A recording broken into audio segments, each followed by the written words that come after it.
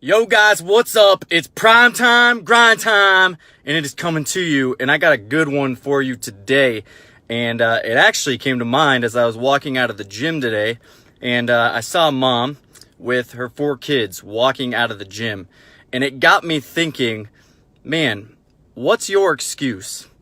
Like, this woman could have decided to stay home because she's got a full-time job with those kids, but she found time to get to the gym and to work out. So it made me start thinking, what's your excuse? And I'm going to go through 3 of them that I think we all can relate to, and how to try to overcome those excuses. The first one that I hear a lot, especially as I'm in coaching, is I just don't have time. I don't have time to do that. And the question that really needs to be asked is it truly that you don't have time, or is it that you don't have a schedule? What do I mean by that? What I mean by that is I think a lot of us think that we're busy, but we're really not busy because we don't build discipline into our schedule, right? So we don't set up our schedule to basically reflect the results that we want to see when we're living our lives. So if you don't build it into your schedule, of course you're never going to have time for it. So that's my first thing for you. And the first excuse that I hear a lot is I don't have time. And the question that I would ask back to you is it not that you don't have time? Because I think we all have 24 hours in a day, if I last checked. But I would say the majority of us don't actually live by a schedule. And an example of that is I just had another agent of mine, a good friend of mine, ask for my schedule. And she said, "What's your day look like?" And I screenshotted my day. And she texted back and she's like, "That is the most ridiculous schedule I've ever seen." And I was like, well, it works for me because it keeps me on track hour by hour to know what I'm doing. And it leaves it open for other things as far as like flex time with my clients and things like that to go out and show houses and other things. But there are some non-negotiables in my schedule that happen on a daily basis. That's just one prime example. What's another excuse that I hear from people? The other excuse that I hear from people, right? We say this all the time. I just don't have the money. I don't have the money to do X, Y, and Z. And my question back to you is, does it really come down to you not having enough money, or does it come down to you just don't know how to budget your money? There's a huge difference there. There's a difference between someone being poor and someone who just doesn't manage their budget and their finances wisely. And what I mean by that is, do you look back every month? Every month, my wife and I do a monthly budget. And we break down every single penny that was spent that month. And then whatever's left over that we have extra, we decide where that's going to go, whether that's going to pay off debt, whether that's going to go towards a vacation, whether whatever.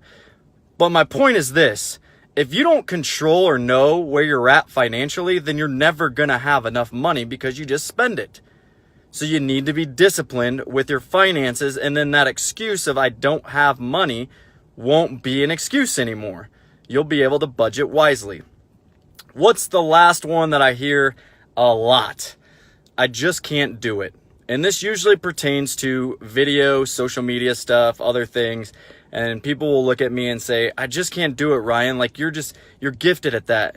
And I want to laugh because 2-3 years ago, I wasn't doing any video at all. It's not something that I've perfected.